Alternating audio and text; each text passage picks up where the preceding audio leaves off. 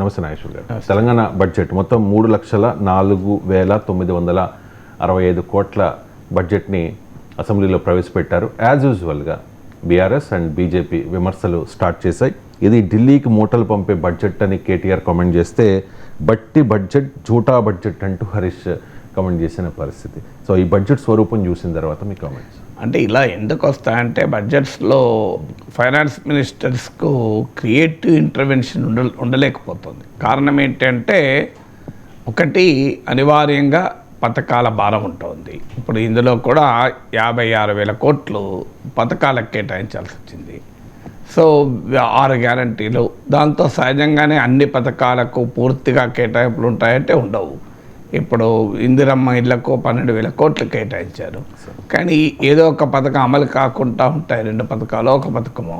మీరు గమనించండి, same reactions మీకు 5 ఏళ్ల కిందటి కేసీఆర్ హరీష్ రావు బడ్జెట్ ప్రవేశపెట్టినప్పుడు ఇలాంటి వింటాం మనం. కేసీఆర్ ప్రభుత్వంలో ప్రతి బడ్జెట్ అప్పుడు ప్రతిపక్షం హామీలను వదిలేశారు. సేమ్ మీకు పేజ్ 1 వార్తలు చూస్తే మీకు అప్పుడైనా ఇప్పుడైనా ఫిగర్స్ తేడా ఉంటాయి, కానీ కామెంట్స్ తేడా ఉండవు. ఎందుకు తేడా ఉండవు అంటే బడ్జెట్ మేకింగ్లో ఒక ఛాలెంజ్ ఏమొచ్చింది అంటే, మీకు బడ్జెట్ అంటే ఏంటి? ఆదాయము వ్యయము. ఈ ఆదాయము వ్యయాన్ని అడ్జస్ట్ చేయడంలో ఫైనాన్స్ మినిస్టర్స్కి వస్తున్నటువంటి ఇష్యూ ఎక్కడైనా సో కమిటెడ్ ఎక్స్పెండిచర్ గణనీయంగా ఉంటుంది. అంటే శాలరీసు, మీకు డెట్ సర్వీసింగు, సో వీటిని కమిటెడ్ ఎక్స్పెండిచర్ అంటారు. దాంతో మీకు ఆ రూమ్ అంటే ఎల్బో రూమ్ అంటే నీకు ఫ్రీడమ్ అనేది చాలా పరిమితంగా ఉంటుంది. అందుకే బడ్జెట్లు ఇంక్రిమెంటల్గా ఉండటానికి కారణం అది. ఇప్పుడు ఇందులో కూడా మీరు గమనిస్తే 2,26,000 crores వరకు రెవెన్యూ వ్యయం ఉంటే 36,000 అనుకుంటాను. సో క్యాపిటల్ ఎక్స్పెండిచర్ ఉంది. అంటే రెవెన్యూ వ్యయము క్యాపిటల్ ఎక్స్పెండిచర్ అంటే అర్థం ఏంటి?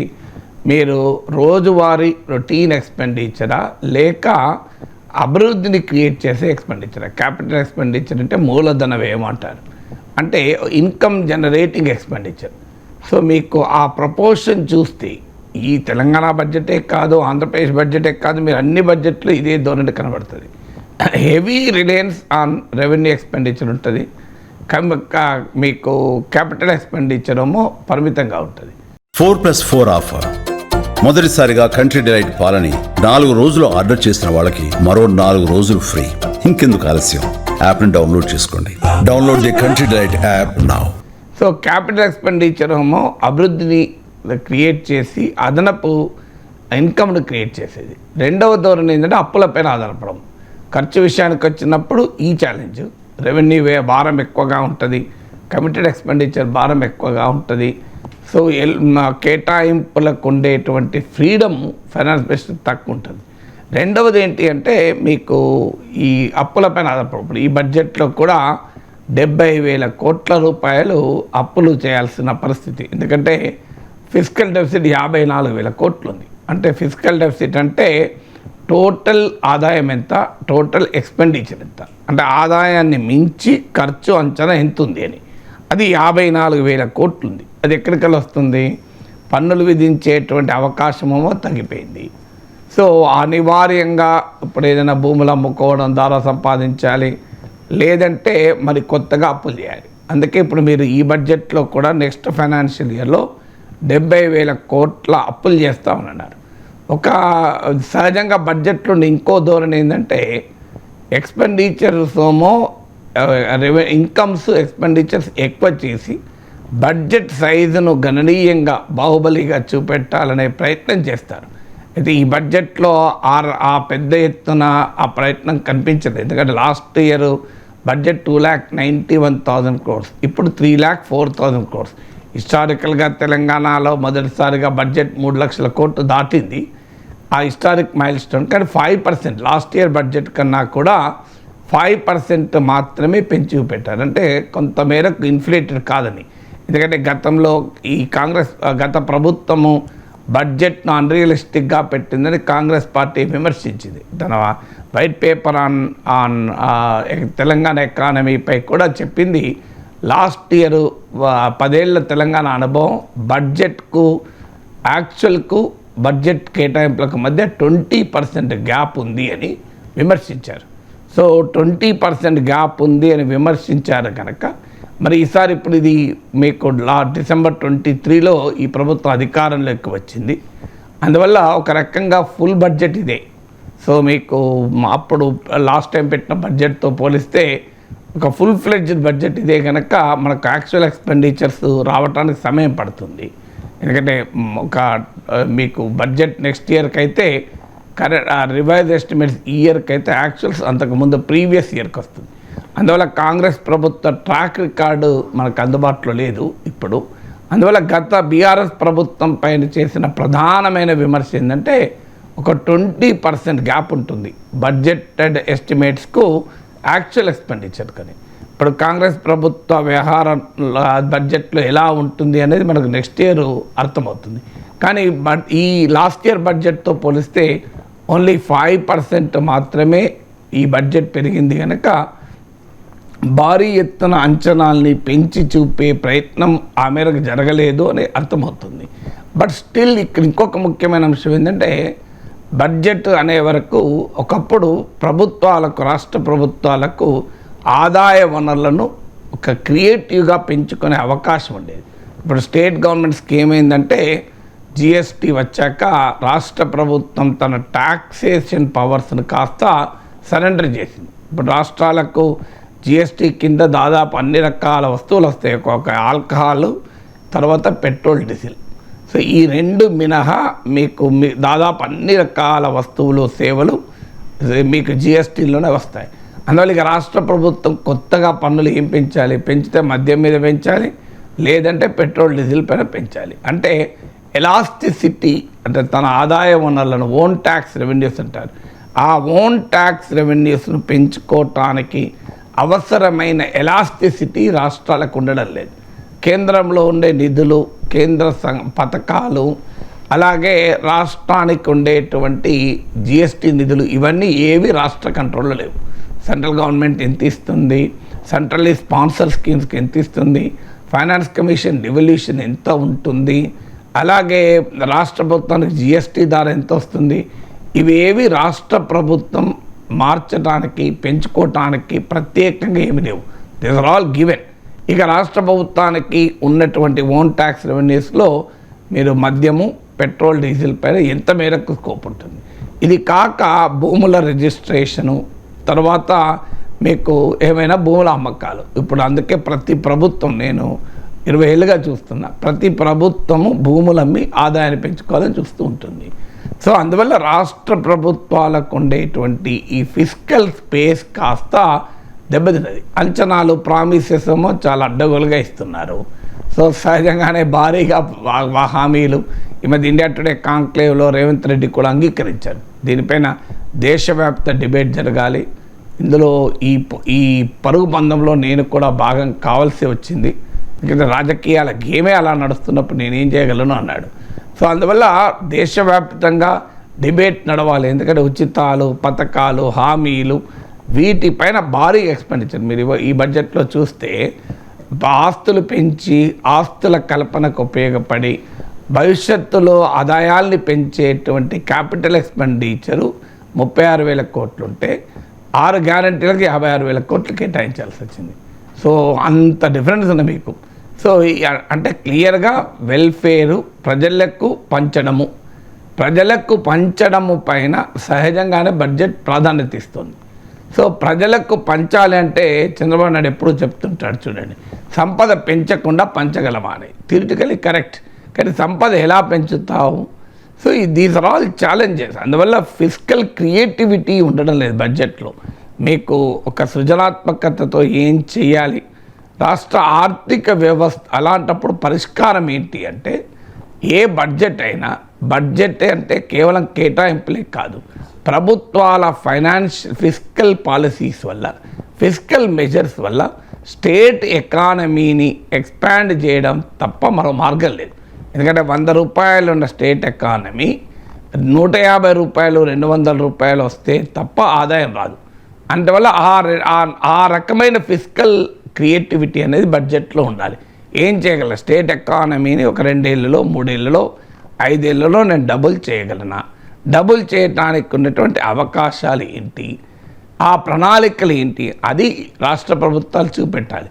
కానీ రాష్ట్ర ప్రభుత్వాలు ఆ రకమైనటువంటి దార్శనికత ముందు చూపుల కన్నా కూడా రోజువారీ రాజకీయాల్లో నెట్టుకు రావడము, రోజువారీ మేనేజ్మెంటు, రొటీన్ ఇంక్రిమెంటల్ వ్యవహారాలు ప్రభుత్వాల ఆర్థిక నిర్వహణలో పెరిగిపోయింది. సో ఆ దశకు వచ్చిన తర్వాత ఒక fresh look at the economy. ఇప్పుడు తెలంగాణలో 10 ఏళ్ళు బీఆర్ఎస్ అధికారంలో ఉంది, 10 ఏళ్ల తర్వాత కాంగ్రెస్ అధికారంలోకి వచ్చింది. కానీ ఒక సీరియస్ ఫండమెంటల్ ఎఫర్ట్ ఏం చేయాలి, ఇప్పుడు తెలంగాణ ఎకానమీని ఒక 3 ఏళ్లలో 5 ఏళ్లలో డబుల్ చేయాలంటే ఏం చేయాలి అనే ఒక పర్స్పెక్టివ్ పేపర్ పెట్టి, ఒక పర్స్పెక్టివ్ పేపర్ పైన రిఫ్లెక్షన్స్, మీకు ఇన్పుట్స్ అడిగి ఒక సీరియస్ ఎఫర్ట్ పొలిటికల్ లీడర్షిప్ ఎవరైనా పెట్టినా అది అకాడమిక్ డిస్కషన్గానే ఉంటుంది. కానీ ఆ పొలిటికల్ లీడర్షిప్ ఆ పని చేయాలి. అన్ఫార్చునేట్లీ రాజకీయ నాయకత్వానికి ఏంటంటే రొటీన్ యాక్టివిటీస్లో అలవాటు పడిపోతారు. సో కానీ ఎక్కడ ఎఫర్ట్ ఎక్కడ కనబడుతుంది, ఒక పర్స్పెక్టివ్ ప్లాన్ మీకు కనీసం యూపీఏ ప్రభుత్వం మొదటిసారి అధికారంలోకి వచ్చినప్పుడు నేషనల్ అడ్వైజరీ కౌన్సిల్ అని పెట్టి చాలా నిష్ణాతులు, జీన్ రేస్, ఇలా చాలా ప్రఖ్యాతమైన నిష్ణాతులతో సోనియా గాంధీ నాయకత్వంలో ఒక అడ్వైజరీ కమిటీ ఉండే. They use to do lot of work. పెద్ద థింక్ ట్యాంక్ ఉండి పెద్ద ఎఫర్ట్ పెట్టి వారు ఇచ్చేవాళ్ళు. ఆ ఫీడ్బ్యాక్ వల్ల ఏం జరిగింది అంటే యూపీఏ 1 గవర్నమెంట్లో మీరు గమనించండి, చాలా సంక్షేమ పథకాలు, Mahatma Gandhi national rural employment guarantee scheme నుంచి మొదలుకొని రైట్ ఎడ్యుకేషన్, రైట్ ఇన్ఫర్మేషన్, ఇలా అనేక వాటికి పునాదులు పడ్డాయి. అప్పుడే అటవీ హక్కుల చట్టం, ఈవెన్ మీకు ఇవాళ మనకు ఉచిత ఆహార ధాన్యాల గురించి మోడీ ఇంత గొప్పగా చెప్పుకుంటాడు. 80 కోట్ల మందికి నేను ఆహార ధాన్యాలు ఇస్తాను. అది ఎక్కడ వచ్చింది? అది యూపీఏ ప్రభుత్వంలో మొదలైంది. 2013లో నేషనల్ ఫుడ్ సెక్యూరిటీ యాక్ట్, జాతీయ ఆహార భద్రతా చట్టాన్ని తీసుకొచ్చి పట్టణ ప్రాంతాల్లో 50% ప్రజలకు, మీకు గ్రామీణ ప్రాంతాల్లో 75% ప్రజలకు ఆ ఉచిత ఆహార ధాన్యాలు తక్కువ ధరకు అందించాలి అనేటువంటి కార్యక్రమం 2013లో యూపీఏ ప్రభుత్వం తీసుకొచ్చిన national food security act.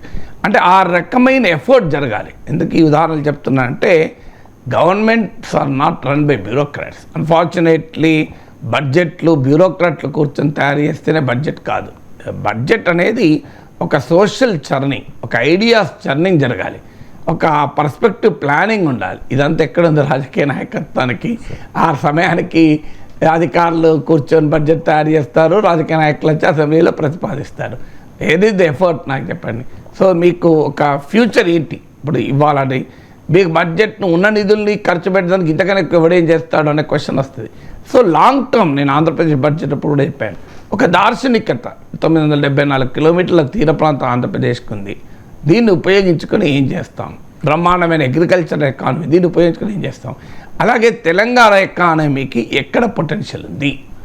Telangana ఎకానమీలో ఉన్న డ్రైవర్స్ ఏంటి? ఆ తెలంగాణ ఎకానమీలో ఉన్నటువంటి డ్రైవర్స్ను మనం ఎలా ట్రిగర్ చేయగలము?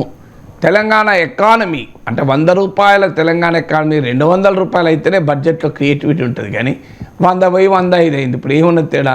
లాస్ట్ ఇయర్ 100 ఉండే, ఇప్పుడు 105 అయింది, 5% పెరిగింది. ఇందులో ఏం క్రియేటివిటీ చూపెట్టగలుగుతారు ఫైనాన్స్ మినిస్టరు? కొత్తగా ఇప్పుడు ఒక రంగానికి కేటాయిస్తే ఇంకో రంగాన్ని తగ్గించాలి. ఇంకెంతకన్నా ఏం చేయగలుగుతాడు? దాన్ని అటు కాస్త ఇటు కొంత తీసి అటు వేసాడు, అటు కొంత తీసి ఇటు వేసాడు తప్ప ఇంకేం చేస్తాడు? మళ్ళీ అవే అప్పులు, అవే సంక్షేమానికి పెద్దపీట, 6 గ్యారంటీలకు నిధులు ఎక్కడా ఇట్లే ఉంటాయి. నీకు ఆ సీరియస్ ఎఫర్ట్ లేదు కదా. వెరీ అన్ఫార్చునేట్ ఏంటంటే బీఆర్ఎస్ ప్రభుత్వంలో ఆ ప్రయత్నం జరగలేదు. కాంగ్రెస్ ప్రభుత్వం వచ్చిన తర్వాత కూడా వి ఎక్స్పెక్టెడ్ అట్లీస్ట్ ఒక పర్స్పెక్టివ్ ప్లానింగ్ ఉండాలి. ఇవాళ 3 లక్షల కోట్ల బడ్జెట్, 4 లక్షల కోట్ల బడ్జెట్ ఎట్లవుతుంది? ఎకానమీ పెరుగుతుంది. So what is the plan for Telangana economy? ఏ రంగాల్లో స్కోప్ ఉంది, ఏ రంగాల్లో ఎంత స్కోప్ ఉంది? టూరిజాన్ని ఏం చేయగలుగుతాం? ఇప్పుడున్న టూరిజాన్ని రియల్ ఎస్టేట్ని ఏం చేయగలుగుతాం? అగ్రో ఇండస్ట్రీస్ ఏం చెప్పాడు? కేసీఆర్ ఉన్నప్పుడు 10 ఏళ్ళు చెప్పాడు, ఫుడ్ ప్రాసెసింగ్ డెవలప్ చేస్తాం, అగ్రి ఇండస్ట్రీ డెవలప్ చేస్తాం, సీడ్ బౌల్ చేస్తాం, మెక్డొనాల్డ్ లాగా మన తెలంగాణ బ్రాండ్ ఎందుకు ఉండొద్దు అన్నారు. మరి ఎక్కడ ఏం జరిగింది? 10 ఏళ్ళ తర్వాత ఏమిది? ఈవెన్ మీకు ఈ గొర్రెల పెంపకం చేసినప్పుడు పెద్ద లెక్కలు ఇచ్చాడు. ఇంకో ఇన్ని లారీల మాంసం వస్తుంది, ఇన్ని లారీల మాంసం మనం దిగుమతి చేసుకుంటున్నాం, మన వాళ్ళకే, మన యాదవులకే ఇస్తే ఇన్ని వేల కోట్ల, ఇన్ని లక్షల కోట్ల సంపద క్రియేట్ అవుతుంది.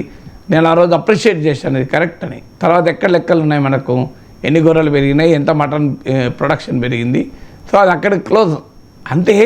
అందువల్ల ఇప్పటికైనా రేవంత్ రెడ్డి ప్రభుత్వానికి విజ్ఞప్తి ఏంటంటే, తెలంగాణ ఎకానమీని ఇన్డెప్త్గా స్టడీ చేసి what are the drivers of growth, అంటే వృద్ధికి అవకాశం ఎక్కడుంది, ఎకానమీ ఏ ఏ రంగాల్లో పెరగటానికి స్కోప్ ఉంది, ఏ రంగాల్లో పొటెన్షియల్ సాచురేట్ అయింది, ఏ రంగాల్లో పొటెన్షియల్ అసలు బిగిన్ కూడా కాలేదు, సో ఏ రంగాల క్రియేటివ్ ఎకానమీలో ఎంత అవకాశం ఉంది, మీకు ఇలా రకరకాల ఎకానమీస్లో ఉండే స్కోప్ ఎంత, దాన్ని ఎలా డెవలప్ చేస్తాం, ఈ పర్స్పెక్టివ్ ప్లానింగ్ కనుక చేయగలిగితే ఉపయోగం. అన్ఫార్చునేట్లీ నాయకులు 5 ఏళ్ళే ఉంటారు, ఆ 5 ఏళ్లలోనే వాళ్ళు ఏం చేసినా 5 ఏళ్ళు చేయాలి.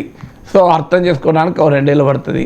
ఎలక్షన్స్లో ముందు ఒక 2 ఏళ్ళు పోతుంది, మిగతా ఒక ఏడాది మిగిలింది. ఎంతకైనా ఏం చేయగలుగుతారు. అందువల్ల తెలంగాణకైనా ఆంధ్రాకైనా విజ్ఞప్తి ఏంటంటే, హ్యావ్ ఎన్ ఇన్డెప్త్ డిస్కషన్, సమాజం ముందు పెట్టండి. ఎకానమీకి ఉన్న క్యారెక్టర్ ఏంటి, ఎక్కడెక్కడ పొటెన్షియల్ ఉంది, ఆ పొటెన్షియల్ని ఎలా మనము ట్రిగ్గర్ చేయగలం, దానివల్ల ఎంత ఎకానమీ పెరగటానికి స్కోప్ ఉంటుంది, ప్రభుత్వాలు ఏం చేయాలి, ప్రైవేట్ రంగం ఏం చేయాలి, ఈ రకమైన పర్స్పెక్టివ్ దృక్పథం లేకపోతే బడ్జెట్లన్నీ ఇంక్రిమెంటల్గానే ఉంటాయి.